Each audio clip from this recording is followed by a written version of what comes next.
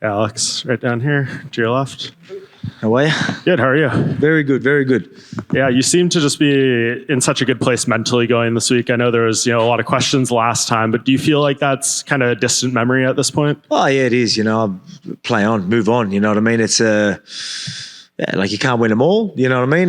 Like if I've got a job in front or a goal ahead, that's it. Locked in, focused on that. So completely forget about that. I'm a realist, man. Like I understand the situation. Okay, no worries, move on. You know what I mean? Like it's not like you got caught. Islam did a great job, caught me. You know what I mean? Play on, move on. Yeah, and right now you're one of 4 fighters in UFC history who's made a successful title defense after a loss, and now you could become the only one to do it twice. Okay. Is that like a kind of show of the perseverance you could have, and the highs and the lows, but what you can overcome personally? Oh, of course, because that's always a good story. They're whenever there's movies, there's got to be adversities. You know what I mean? And that's why this is the perfect fight coming off what happened. Everyone see me at my lowest. Now I get to bounce back and, fight this undefeated prospect that everyone thinks, like me, I'm 35, all these narratives, beautiful. It's perfect, perfect story, and the hype's there. He's doing a great job. I just need to go out there, be the experienced guy that goes out there and shows him what's up. You know what I mean? So it's perfect for me. So I just get to relax, enjoy fight week, and remind everyone. Have you ever had an opponent make you feel this way? I know you're kind of pretty even keel and stuff, but he's been saying a lot of stuff. I'm sure it makes it easier to get out of bed every day and train and things like that. But has anyone kind of motivated you in this way that he's approaching you? I don't like I do. It's just weird. Like that doesn't get under my skin or anything like that at all. It just like I said, I'm sort of happy and thankful. I was like, oh, cheers, you know what I mean? Like you could do all that, build the hype, say what you want. All I need to do is, again, be that veteran, be that experienced guy that goes out there and just shows you what's up. And then that's just the perfect ending to that story, you know what I mean? And he's doing a great job. So I'm like, cheers, bro. Like, you know what I mean? I enjoy it. I really do. So it doesn't get under my skin. There's so many reasons for me to be motivated. As I've always said, I'm disciplined. I'm going to turn up in the gym. If I've got a job or a goal ahead, that's it. I'm locked in. But it was easy coming off a loss. People with this, 35-year-old thing or, whatever it is, like all these narratives, I love it. You know what I mean? Everyone knows I thrive in these moments. When people doubt me, it's the best. You mentioned motivations. I want to know if this tweet from UFC 264 is the motivation in this fight at all. Thought I'd bet a little money on Ryan Hall and accidentally added an extra 0. So we're winning big or losing big tonight. Yeah, I remember that actually. So I didn't... I think he might have replied back then as well, and he was dirty that I didn't know who he was. But I was like, chill out, bro. You know what I mean? Like, I know I think that's he just thought he was always a superstar, I guess. But I'm like, mate, it wasn't a harsh dig at you. I'm like, I'm the one who lost money, mate. What are you angry about? Do you remember how much you put on that? No, it wasn't too much anyway. But I mean, obviously, an extra 0 more than I wanted. Yeah, for sure. And just last thing for me, you get through him, same so question. Definitely a couple or a few 0s. And you get through Ilia, you're going to get the same questions again. Who's left for Volk at 45, right? He's kind of done it all. Are you looking at other people out there? Movsar, has anyone impressed you of late that you feel makes sense, or is lightweight kind of the goal again? I mean, it's just, I guess whatever's next is whatever's next. I do want a clear guy. It's...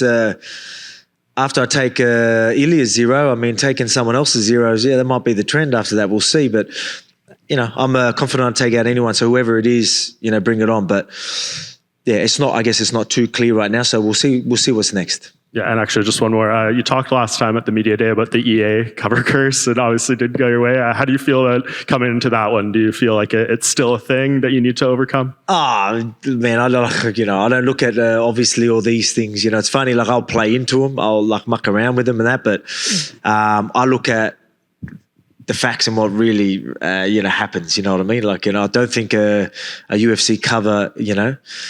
I'll probably look more at 11 days notice or preparation or something more than I would at a UFC cover, you know what I mean? So it's just, it is what it is, Obviously, that's why everyone thought it was a bad idea at the start. Who wants to take on Islam on 11 days notice? I told myself I could do it, and I was wrong. Alex, there are obviously lots of times in your career that you've been considered the underdog, but I don't know if I've ever sensed a time before a fight, maybe because of the loss, where everyone's really sort of saying, oh, this is the guy to dethrone Alex. Do you feel like this is the most counted out you've been so far in your career? Or as champion? Yeah. Yeah, probably. Yeah, I think so. What about with the Max, the third one? Or probably not. Yeah, this would probably be the most, which is good. Like I said, like I don't like... It doesn't get to me. It's like it's building this fight up, because if I didn't go out there and do what happened in October, these conversations are much different. Believe me. You know what I mean? You can say what you want. Oh, this is the guy. This is the guy. We'll see if he's, let's post-fight press conference. Yeah, it's going to be a totally different conversation. You're going to be all of a sudden saying, man, what are you going to do at featherweight? There's nothing left for you. Look what you're doing to these guys.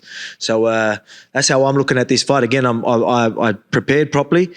I'm ready, for a young, hungry prospect to come and bring a fight. But I won't be surprised, and you shouldn't be surprised if I make it look easy. I'm not saying that's exactly how it is. I'm not cocky like that. I prepared properly, but if he doesn't land a punch and I ragdoll him and make him look like nothing in there, you shouldn't be surprised.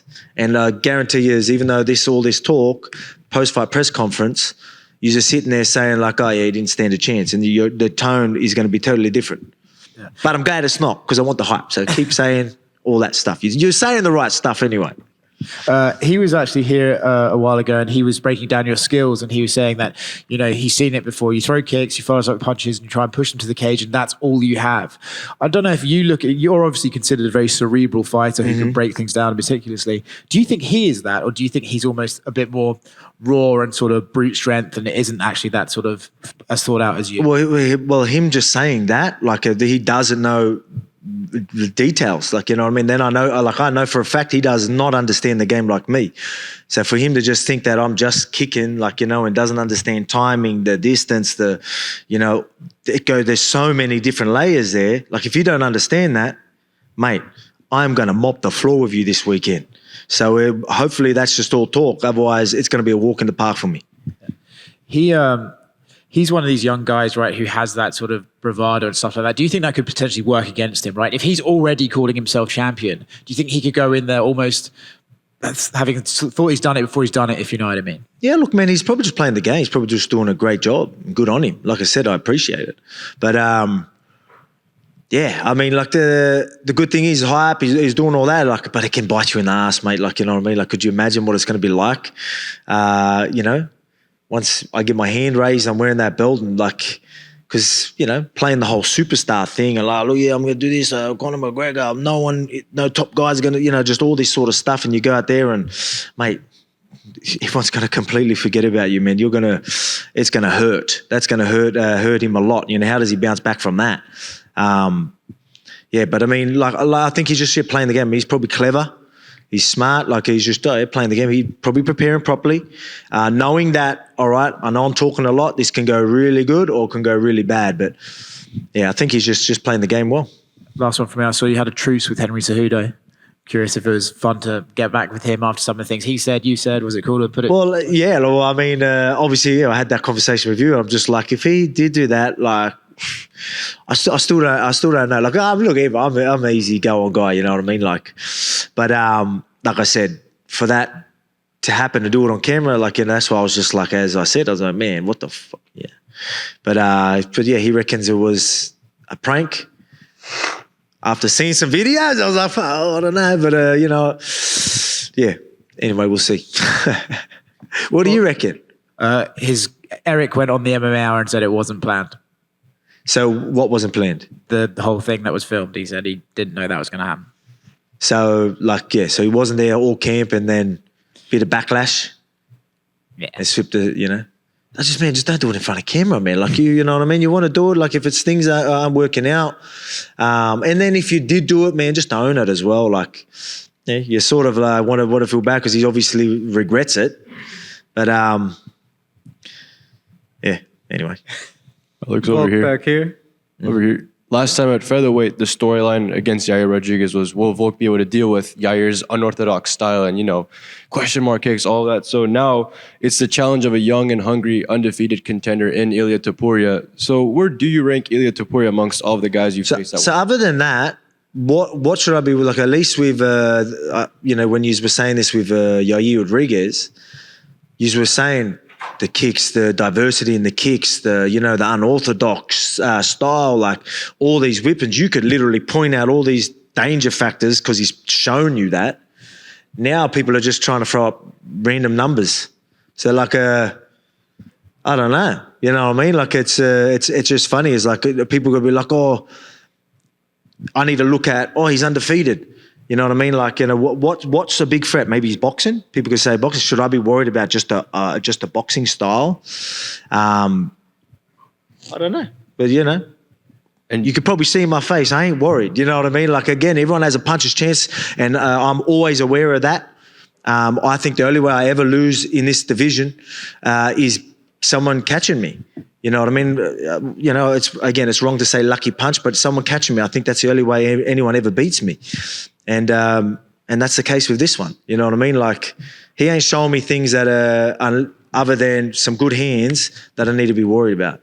You know what I mean? But obviously you worry about it because, again, you've got the puncher's chance. But for me, you know, like I said, like, you know, pretty much every single time we fight, I make this look easy.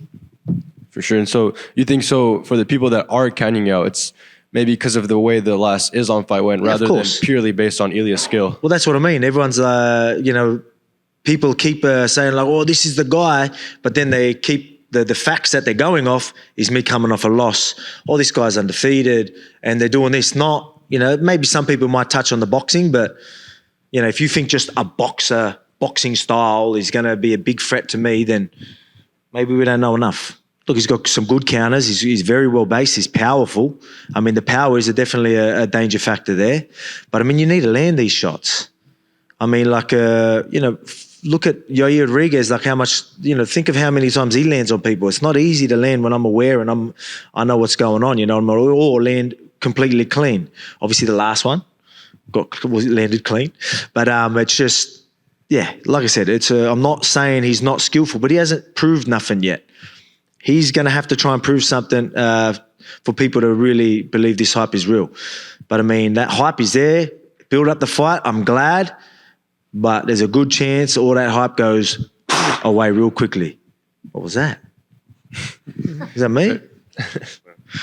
Bless you. Fair enough. And so when you were promoting the #SignVolkanovski campaign back in 2016, did you ever envision that you'd be sitting here talking to us about to go defend your title for the 6th time? I've pictured myself in the UFC and all that. Maybe not talking at press conferences and that, but I always pictured myself, even before I was even in the UFC. Even doing MMA, I pictured myself in the octagon because I was a big fan of the sport. And I'm like, I reckon I could do it. I wasn't even training at the time.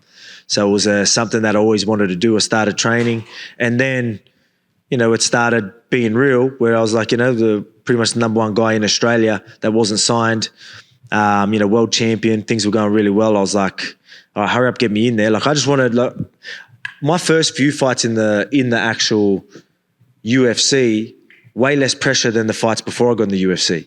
Because I know that if I was to lose before I got in the UFC, that's a few steps back. I need a few more wins before I even get in there. I knew once I was in the UFC that, like, I knew I was ready. So, like, I was like, you know, I'm like, at least I'm there. Like, I know I'm in there and I know I can beat most of these guys. Yes, you know, there's obviously a chance of losing, but I know I'll get a second chance and there's no way I'm losing twice in a row. You know what I mean? Like, so that was how I was looking at it. And, but it's crazy. It is crazy when you think of that, and then obviously it's weird because it seems so long ago, but it just seems like not too long ago at the same time. I don't know how that works. It seems like it doesn't seem that long ago, but it seems like a whole lifetime ago. So it's like a different life almost. It's weird. That's awesome. And final one from me. You've accomplished a lot in this sport already. So my question is, before you do end up calling it, whenever you do, what are your final goals in this game? Is it to finally hoist that lightweight crown one day, or fight at a specific location, or fight somebody one day before you call it? I mean, yeah, there's plenty. Obviously, holding that second belt would be great. You got Madison Square Garden. You got there's a few things. Just keep defending, keep winning, keep making money, and keep building that legacy for myself, but for my family as well. So, you know what I mean. So I want to be great. That's why I commit to this sport, because it's at the end of the day, it's all for my family. You know what I mean. And that's all that matters. I put myself through it just so I can get them paychecks and make sure we're set for life. Thank you, Alex. Thank you. So, Alex, between Holloway 3 times and Yair and Ortega and Islam a couple times, which fight in your career do you feel like gave you the most confidence and growth that you could keep taking forward in your career?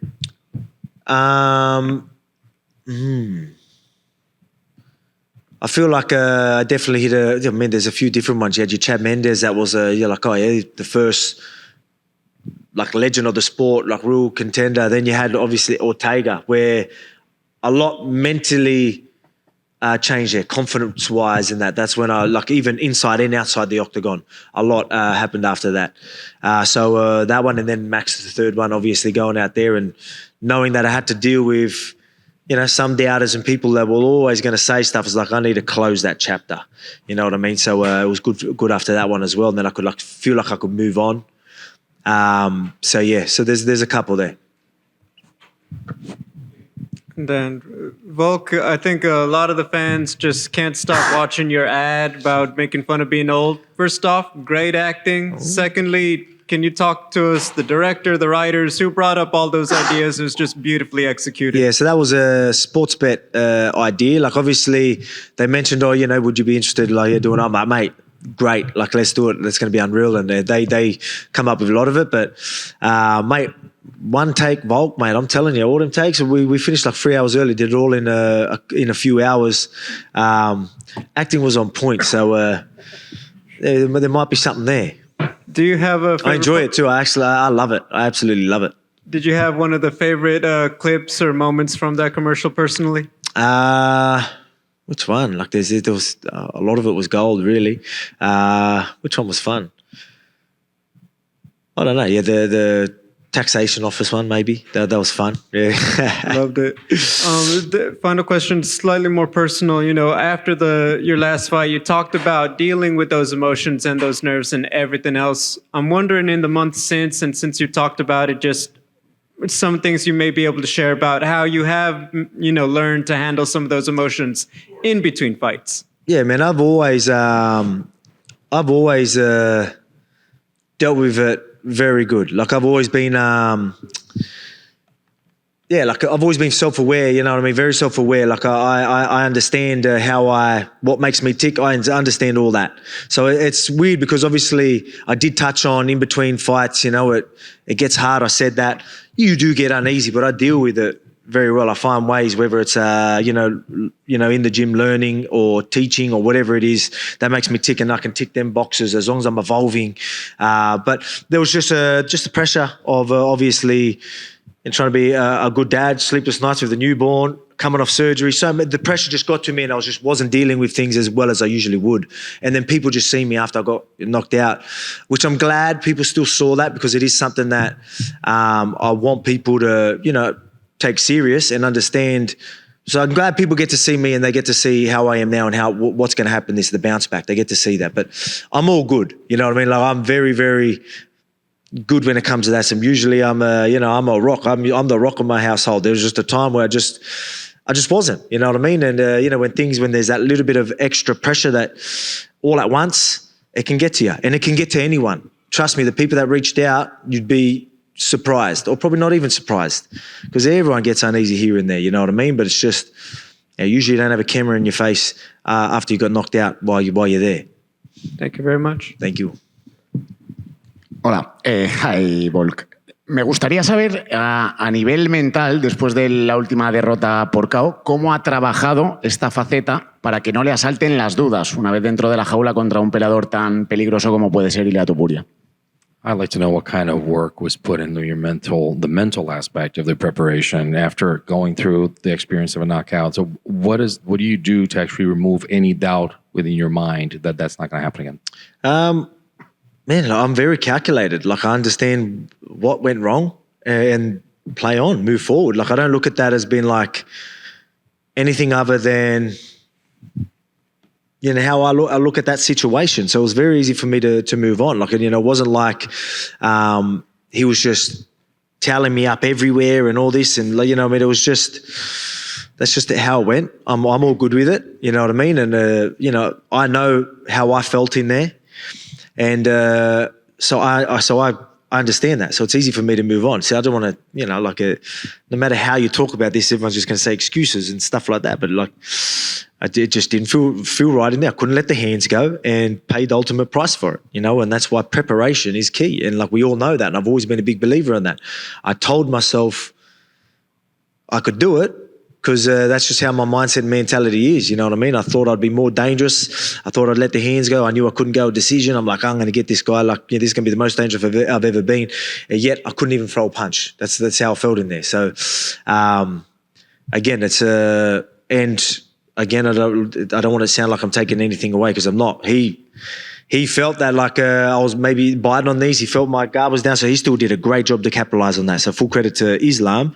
But for me, in that question, for me moving on is very easy, because I understand that situation. I'm okay, very self-aware, as I told you. Play on, move on. Make sure we followed the protocols like we did, and move on, move forward. And then camp just felt exactly like how every other one did. I didn't look at that at all, really, to be honest. It's, I don't know, maybe it's just how my head works, but camp was great. Well, should have been looking at you when I was saying that, sorry. Y otra pregunta tenía, es en caso de que Ilia Topuria ganara la pelea, si te gustaría pedir una revancha inmediata y si eso podría darse incluso en UFC en España, que es lo que Ilia estaba pidiendo en caso de que él ganara este cinturón, poder defenderlo en España. Another question I had, in just the scenario, in a scenario that Ilia actually wins the fight, would you go for and ask for a rematch immediately? And would that be possible in Spain? Because it's something that Ilia has been talked about. You know, I would like to actually be able to win a championship, actually defend it in Spain. Would you be interested first in a rematch and doing it in Spain, as he mentioned? Yeah, of course. Yeah, sweet. But I'm going to go out there and win, and I'll headline Spain. How about that? I'll go there and I'll headline Spain. And you know what? I think they're struggling still, maybe, I don't know. It seems like they could be. I don't know whether they are with UFC 300. I know a guy, you know what I mean? It's not too, it's plenty of time. So just so you know that. Just in case there's anything happening, Dana, Hunter, you know a guy, I'm going to go do business, ruin someone's party or a few people's party, and then I can come save the day like I always do. Okay, thank you.